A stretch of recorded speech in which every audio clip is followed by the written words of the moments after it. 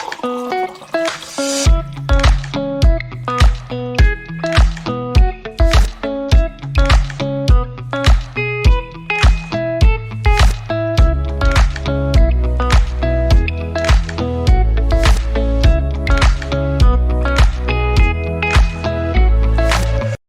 morning, everyone. Welcome to this episode of Coffee with Jim and James. James, as I always do, I have a story, but this one's partially true. TGA, Texas Gas Association, I think it was my first golf event, okay? Years back, years. And as I'm heading up to the first tee box, I'm carrying 3 or 4 bags because I thought I was a caddy, but that's another story. So I get up there, I start to put these bags down, and this whole crowd turns to me and goes, shh, and they point up. So I look up at the tee box and I see this figure. I can't tell who it is. It's a huge figure up there, and they're loosening up. They hit this ball 300, 400, maybe 500 yards. It goes down the, people are on their cell phones calling the next town because a projectile's coming. I'm like, who is that? They're like, that's Jeff Henderson. Don't you know? I'm like, okay. And as he's coming down, I say, Jeff, I'm Jim. And he goes, yeah. Grab my bag. Let's go. We have to get this ball. That is partially true. I don't know if I quite remember the story that way. Yeah, well, we were talking in the pre-show about some of our good times golfing, and Jeff is an avid golfer and a great golfer, and he's fun to watch because he loves the game. But anyways, James, I'll hand it over to you to bring us back into reality. Yeah, it's always scary when Jimmy leads off with a TGA story, and you start reliving all of your TGA trips and wondering what story he's going to tell. We've had a lot of time on the Riverwalk. Jeff Henderson, friend of the show, he's at least watched part of the episode I sent him in preparation. Jeff, how you doing, brother? And I'm doing good. Glad, appreciate you guys having me on. Exciting to talk to you guys. It's been a while since we've gotten together and we've talked. I know the pre-show's where it's at. That's what we were telling Jeff. Everybody, we should record the pre-show, but then again, we shouldn't. Everyone agrees with that. Yeah. Jeff, I don't know if you even know this, and for those that don't know, Jeff, go ahead and give us a quick intro, just for yourself and what you do over there at C Energy. So I am the director of operations here for our Houston office with C Energy. We are a growing company. We're growing leaps and bounds in the Houston Metroplex, the Dallas-Fort Worth area, and also over in Austin. So I was actually making my rounds the last couple of days in our different locations. It's kind of fun to see the growth. I've been in the industry for 16 years now. Started with West Texas Gas up in the Texas Panhandle, then moved over to the Atmos life, and then was presented the opportunity to come down here and be the director of operations for C Energy. So I took it, and it's been a really good move for myself, my career, my family. So we've really enjoyed the Houston area. I never thought I would live in Houston, but we've actually really enjoyed it. And Jimmy were neighbors, right? When I lived in Houston, we were 2 miles apart. Yeah, but I told Jim, I said, the only way I'm moving to Houston is if you leave. And he did. So. As soon as he could. Yeah. Well, Jeff's been a client pretty much everywhere he's went. So we're a big friend of Jeff, friend of the company. We have a lot of connections. I think he has more friends at Energy World Net than I do. I believe my first interaction with you guys is when y'all had 6 employees. Wow. And now I don't know how many y'all have now, but it's not 6. Yeah, that's incredible. When I joined, which was about 5.5 years ago, we had 38, 36, right in that range. And we're pushing some bigger numbers these days. Yeah, I think we need a bigger boat. Y'all had a wing. Y'all had one little wing on that whole building. Now y'all taken over the whole building and added on to it and done all kinds of things. Yeah, we still have people that walk in and ask us where Twisted X Boots is. Jeff, we've had a lot of interaction. Jim mentioned it before because of our dealings with and through the TGA, Texas Gas Association, and I don't know if you know, we've discussed it a little bit at different times, but there was a safety roundtable we went to. I want to say it was in San Marcos. And anyhow, it really was the last day. And you know how last days on a round table go. Everybody's trying to get out because in Texas, you got to go drive 4 hours home, Yeah. You're not going to get on a flight. And so everybody's, the last couple of hours of those types of meetings are like people stacking papers loud, just letting you know and checking their phones, they want to get home. And it was we had already kind of adjourned, I think, and a discussion started out about an accident, an incident here in Texas that occurred. And Jeff told a story really impromptu from another presentation. And I think we hung out for another 2 hours past when really we're obligated to. And which is quite the accomplishment with this group, like I said, because we were ready to go. And but for me, it was a story and a testimony that really put what I was involved in, the safety side, our vision is to make the world a safer place to work. And for me, nothing had really grabbed me yet and said, this is why you're here, this is why you're doing it. And that moment for me, funny enough, and Jeff, it was probably just another Tuesday for you. You probably didn't think twice about it. Might not even be able to remember it. but for me, it was something I was like, man, I'm in the right spot, and it gave me something to kind of point to. And so I know safety is super important to you. Love to hear kind of where that stems from and how it's manifested now. So when I started in this industry with West Texas Gas, it was kind of the same as a C Energy right now. We're a very small company. And so, a lot of companies in the natural gas industry are reactive companies. And we get to the point where something happens and we react to it. And so as I got into my career with West Texas, I came in with zero experience in the natural gas industry. So I was just kind of hit the ground running and started learning. Well, as you dig into the safety world, you look back on some of the things you possibly did in the first 2 or 3 years of your career, and you go, man, that was stupid. Like, why did I do that? And, then little things started happening. You change your policies. Another thing happens, you change your policies. And so I really worked with the management at West Texas Gas and really tried to be more of a proactive type company towards safety. And I've really tried to do that as I've transitioned through my career with Atmos and now with C Energy doing the same thing. I remember that conversation, the TGA, very vividly. And really it's that small conversation, that impromptu discussion really triggered me to do that presentation with TGA multiple times.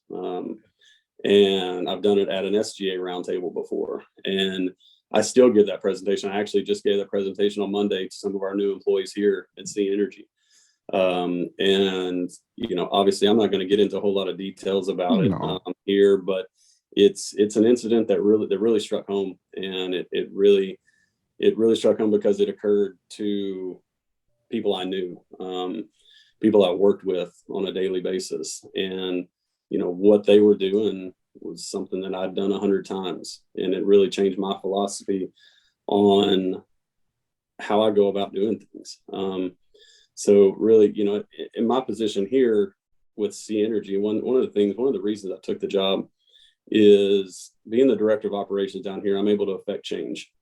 Yeah. And whether that's physical change, mental change, whatever that is, you can adjust the policies to really fit the narrative that you want to drive with your folks. And safety is huge. I mean, we just got off. We have a weekly safety meeting every Wednesday, and we got off that at 8:30 this morning. So, we really drive safety, whether it's safety towards an incident like this, or like this morning we just talked about regular job site safety and wearing your PPE when you're on these new home building sites and watching for nails and little things like that. Your whole goal in the safety world, especially in the industry that we're in, is to make sure that you and your employees go home safe at the end of the day. Absolutely. And that's where this whole thing has to start. And once you do that, it makes for a more productive environment around the company.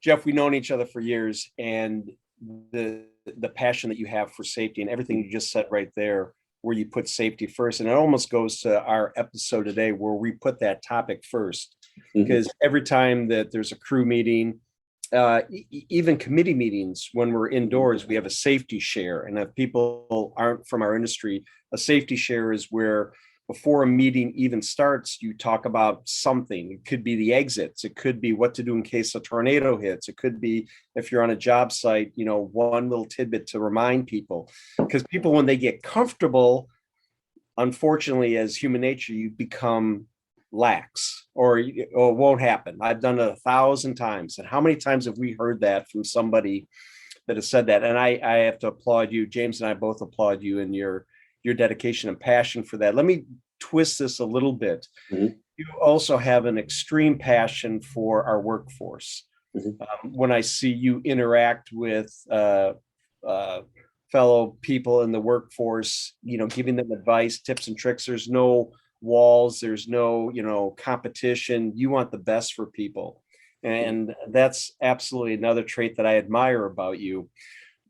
In the last 18 months, we have been in a very unique place, and managing this workforce over the last 18 months has really taught us a lot. And you and your passions probably have come right up to the top of the cream, so to speak. Thoughts on managing this workforce, just with where we are in this time of COVID, but also we have a lot of folks retiring and a lot of new folks coming in. And there's a whole bunch of generational gaps, and James does some great presentations on that topic. But I'd like to hear your thoughts on the workforce as it is today, and what's your thoughts on that? You hit it on the head to where we do have a huge generational gap, and we're trying to bridge that gap. And here at Sea Energy, we do have a very young employee base. We have some older individuals, but overall it's a growing company. So we don't have the huge generational gaps that the Atmuses or the Center Points or the CPS or the companies that have been around for years and years and years have. Yep. I can speak from my experience when it started with West Texas Gas, and there was a generational gap. From the management standpoint, you'd look at a lot of the managers that we had. Well, they were all upper 50s, low 60s, and they're getting ready for retirement. Yep. And it was either that or you had early 20s. And so trying to fill that gap at that point, one way that I like to address it here is really from the beginning and from an interview standpoint when you're really interviewing for these open positions that you have. And I've always lived by the adage of, I can teach somebody to operate a gas system. I can teach somebody to go out and locate a facility. I can teach somebody to go set a regulator station or adjust a regulator or set a meter or whatever that is. But the two things that you really can't teach are attitude and work ethic. Yep. And those for us are huge. And I've taken little pieces of things from every company I've worked with, especially in this industry, from West Texas to Atmos and then on to Sea Energy, and really try to bring that with me. And a huge part of what I'm trying to do here and what I see growing with our guys here is a culture and a team and family culture for our guys. And I think if you can create that culture, if you can sustain that culture with what you're doing, it honestly makes managing the workforce nowadays a lot easier. Because you want guys to come to work because they want to come to work. They want to come here. They want to be around their employees. They want to be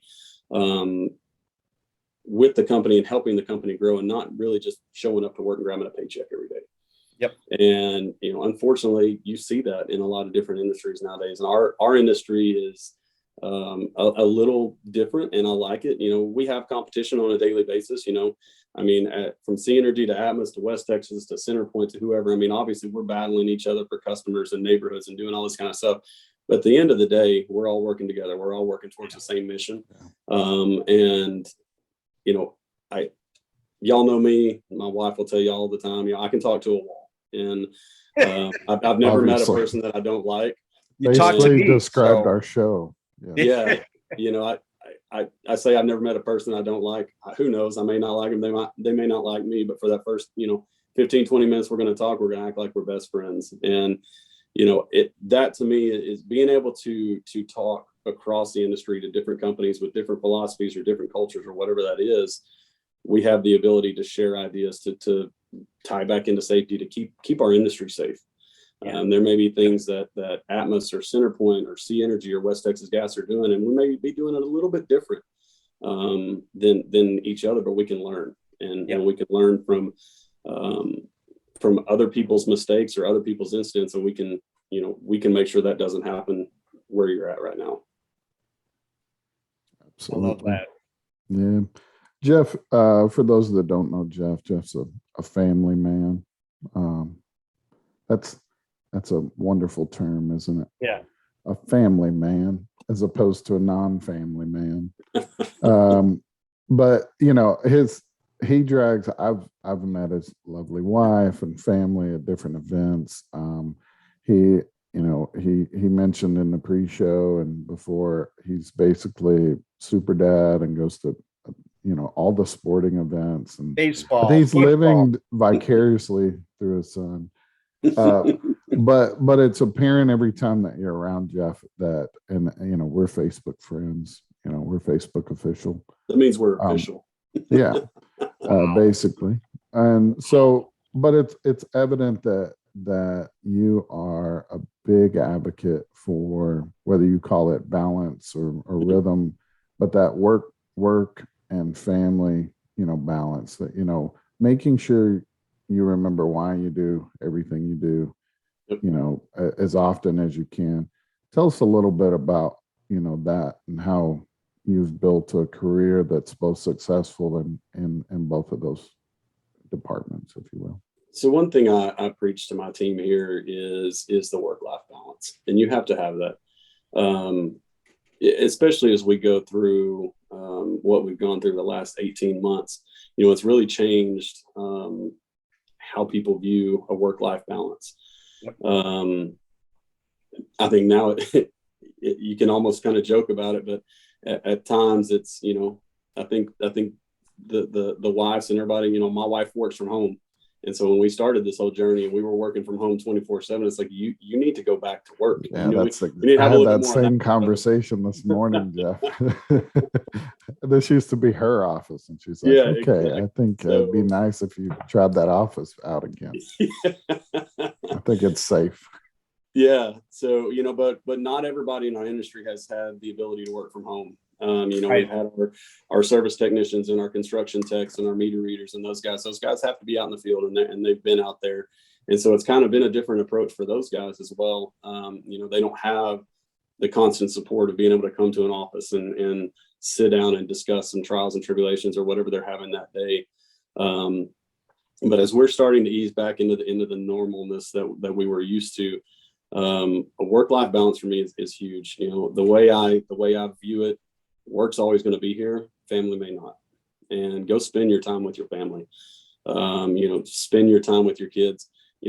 I think as you grow older and you look back at your time, my son's about to turn 11. There's many decisions that I made over my career, over my personal life, that I chose some me time over some time with him. And so as he's getting up and he's getting in the age where he's huge into baseball, he loves football, and he's getting really, really good at what he's doing. It's time for me to really start choosing to go be with him instead of going to do what I want to do all the time. And you'll be impressed with me, James. I passed on a huge golf tournament last weekend at PGA National in Florida to go back in because my son had a baseball tournament. That's 15 miles up the road from me. I know, I would have been there, but see, that was part of the reason, Jim. I knew it was close to you, and so I'd rather kind of stay back over here. Wow. I knew if I didn't get that little dig, I wouldn't have felt the love, brother. I haven't talked to Jeff in probably 3 or 4 months. Other than an email here and there. So, yeah. Jeff, what's the hole-in-one count up to at this point? I'm up to 3. 3. Tough life, Jimmy. When Jimmy plays golf, he wears 2 gloves. Tell him, Jimmy, 2 gloves. He's got the shades. It's more of a baseball tan now than golf, man. I don't get out as much as I want to between football practices and baseball practices and football games on Saturdays and baseball tournaments every other weekend. It keeps me busy. So I wore my vest in your honor today. I appreciate that. I know it's probably not vest weather down there, but we got a cold front in here. It's nice. Wear them near as much as I did up north, I can promise you.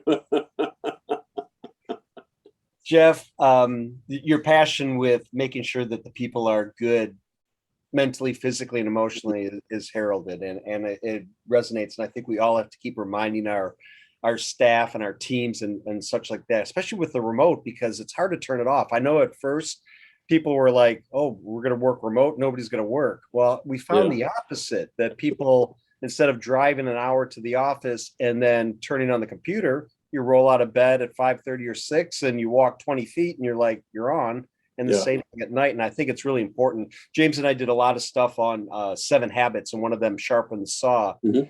And, it can be a daily type of occurrence where you need to sharpen the saw and do what's right for you, because the better you are as a person, the better you are as a team member of an organization. I mean, it all kind of flows down, at least, my humble opinion. No, absolutely. And one thing that we've seen, I think everybody in the industry kind of freaked out when COVID started, and all right, hey, we're all going back to work from home. How are we going to continue doing what we're doing? I think what we're all seeing is, I mean, you said it a minute ago, it's not just that we're being productive. I honestly feel like we're being more productive than we were, when this whole thing started at first.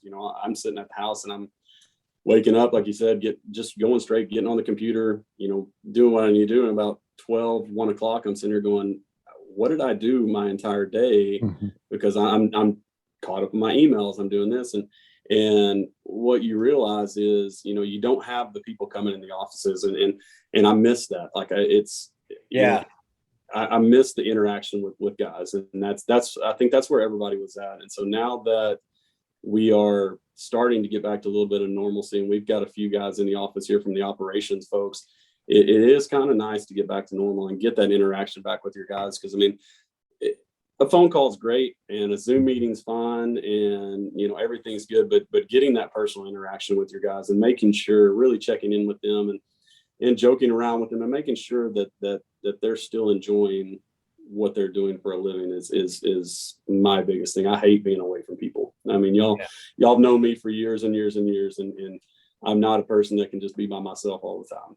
No, I've never seen you by yourself, if that says anything. I think what it's done is made us more deliberate with our actions. Absolutely. So when I know I'm going to be in the office, which I think is very important, and I probably would have been someone that said I could do it all from home before. Like, if you let me, I could do it all.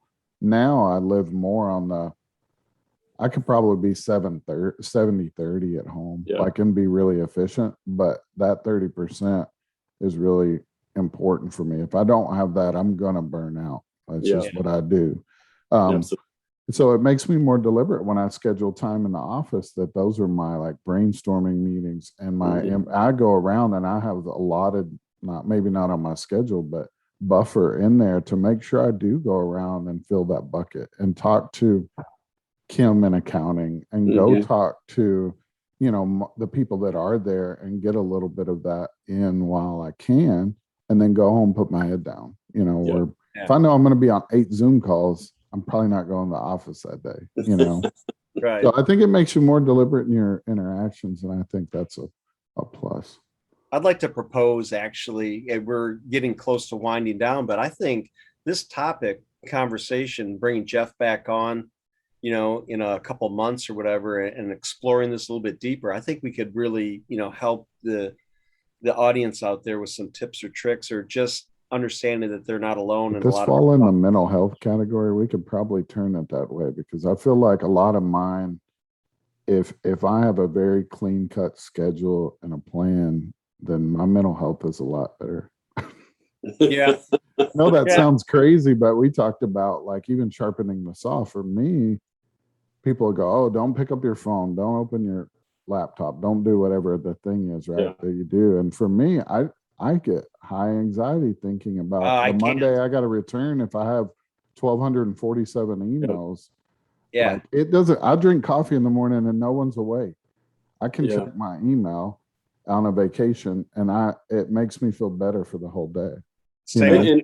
And I think a lot of people are like that. I'm the same way. You know, I talk to people all the time. You know, as you move up further in your career, everybody wants to promote in their careers nowadays. And you know, getting back on one of the topics you were talking about earlier from the workforce side of it, and the generational gap, and what we're doing is you're seeing a lot of younger kids come in to the industry. But the difference is, in my opinion, at least, and I've talked to a couple other people, the difference in the younger generation and the older generation is they want to accelerate their career so much faster. Yeah. And, you know, Yeah. And whether that be with technology or whatever that is, but for me, and I've talked to a couple of my supervisors here that are more on the younger side. I mean, you know, they're still in their 30s, and you know, they complain, well, you know, I don't really get PTO. I said, well, you know, I can't remember the last time I took a full vacation and just turned the phone off. You know, like you're saying, it's whether you're checking emails or just getting rid of emails so that you don't come back to 4,000, you know, after a week. So, you know, I as much as people like, I'm the same way with you guys, to where I you know, a scheduled out day makes my life a lot easier. But then there's days that I kind of want the chaos, you know, just kind of a little change. Good thing is that tends to always find its way. I usually can get a good chaos day in a week. We just had it last week at AGA. I mean, that was, I mean, we went in with the idea we need to remain fluid, dynamic, some other words that we had, ready to go to moment's notice, because as much as you try to plan it out, Jeff, James, you guys all know, best laid plans. Yeah. Right? Yep. All right, Jeff, you have the audience, you have the stage. Everybody is looking at you right now. As we wind down, is there one thought, one sentence, one word, whatever you want that you want to give it all the way to the audience? If you were to tell them one thing, what would that message be? Man, so I don't know that it's one word or one sentence, but it's kind of a philosophy that I read a while back. And you know, as I promoted my career, and now, you know, I'm here in Houston, I'm the director of operations. I've got a number of people underneath me. As a leader of a team, I want people underneath me that are smarter than I am. And I've been out of the field for a while now. And so, you know, could I go set a meter? Could I go change a regulator? Absolutely. But I'm going to lean on the people below me to do that. And so, as a leader, I don't need to be the smartest person in the room. I just need to guide them to the point where they can continue to help this company grow. And because my ultimate goal is to get the people underneath me smarter than I am and train them to eventually take my job one day. Yeah. And that's great. That's really what I'm trying to do right now. Put myself out of a job.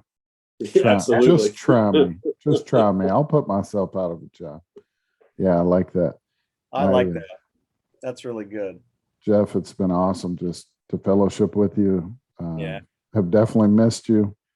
Your Likewise. humor, your terrible jokes, your awesome golf game that we all try to emulate. It's been awesome just spending some time with you. We got to get together soon. Absolutely, man. Have you back on the show to get a little bit deeper. Yeah, I appreciate the invite, guys. I appreciate the ability to come on and speak with you guys. I mean, I know y'all kind of ran through the list before you got down to me, but you know, eventually y'all got to the point where you invited me on your show. We thought it would be suspicious to start having people on 2-3 times before we got to you. It wasn't. We were blessed last year. We were running by the seat of our pants, and we're still doing it. And we appreciate every person that spends a little bit of time with us. Absolutely, and just the fellowship, that seeing you again, and I got to be honest with you, my mind has been racing as far as all the times that we've been together in the past. You know, Yep. That's one thing about this industry. It's built on friendships. Absolutely. And no matter what, I could call on Jeff. Jeff can call on either one of us for any type of thoughts, even if it has nothing to do with Energy WorldNet or whatever. If we have the knowledge, we all share it. And I love our industry for that reason. Jeff, thank you so much for joining us today. Absolutely. I appreciate it, guys. Thank y'all very much. Absolutely. It's our pleasure. For our audience, thanks for tuning in this week. Please tune in next week. In the meantime, If you're on the LinkedIn platform, connect with Jeff. He's a great advocate, energy advocate, safety advocate, betterment advocate, everything you could think of. So please do that. Until next week, as I always remind folks, let's stay safe. And until next week on Coffee with Jim and James, we'll see you. Take care. All right. See you, Thanks, guys. everybody. Bye, everybody.